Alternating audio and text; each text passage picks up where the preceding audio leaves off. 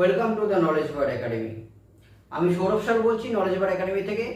দেখো, কাউন্সিলিং থেকে গুরুত্বপূর্ণ একটা নোটিশ আজকে আপলোড হয়েছে, তোমরা দেখেছো যে সিসিটিভি ক্যামেরা প্রত্যেকটা ক্লাসরুমে বসানো হবে। এবার সিসিটিভি ক্যামেরা প্রত্যেকটা ক্লাসরুমে বসানো হলে তোমরা বুঝতেই পারছো চিটিংয়ের ব্যবস্থা কী করতে কাউন্সিলিং পুরোপুরি বন্ধ করতে চেষ্টা করেছে।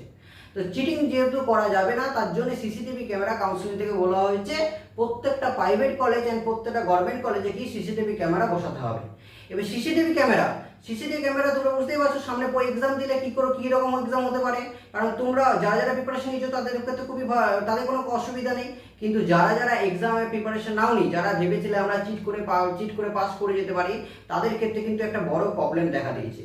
তাহলে আমি এখনও বলছি তোমাদেরকে, তোমাদের এক্সাম তোমরা সেকেন্ড সেমিস্টার অ্যান্ড ফোর্থ সেমিস্টারের এক্সাম তোমরা ভালো করে জানো। সেকেন্ড সেমিস্টার স্টার্ট হচ্ছে 13 তারিখ থেকে, ফোর্থ সেমিস্টার স্টার্ট হচ্ছে 14 তারিখ থেকে, এবং সিক্স সেমিস্টার চালু হচ্ছে, যেটা ফাইনাল ইয়ার, চালু হচ্ছে 13 তারিখ থেকে। তাই তোমরা এখন দেরি না করে যারা পড়াশোনা করোনি চেষ্টা করো, পড়াশোনা করতে চেষ্টা করো। তার কারণ তোমরা দেখেছো আগের বছর এত পরিমাণ ছেলে ব্যাক পেয়েছে, আগের বছর বা আগের সেমিস্টার এত পরিমাণ ছেলে ইয়ারল্যাগ পেয়েছে বা ব্যাকলগ স্টুডেন্ট তো প্রচুর পরিমাণ আছে। এমন গভর্নমেন্ট কলেজে কি হয়েছে 70% স্টুডেন্ট ব্যাকলগ, বাকি 30% টেন্ট পাস করেছে, এবং 40% স্টুডেন্ট তোমরা জানো ইয়ারল্যাগ পেয়ে গেছে। এমন কলেজে আছে এক্সাম্পল, যেমন যেখানে 7 জন স্টুডেন্ট পড়ে ইলেকট্রিক ডিপার্টমেন্টে 40 জন বা 39 জন ইয়ারল্যাগ চলে এসেছে, তোমরা দেখেছো। তাই তোমাদেরকে বারবার বলছি, তোমরা ভালোভাবে পড়াশোনা করো।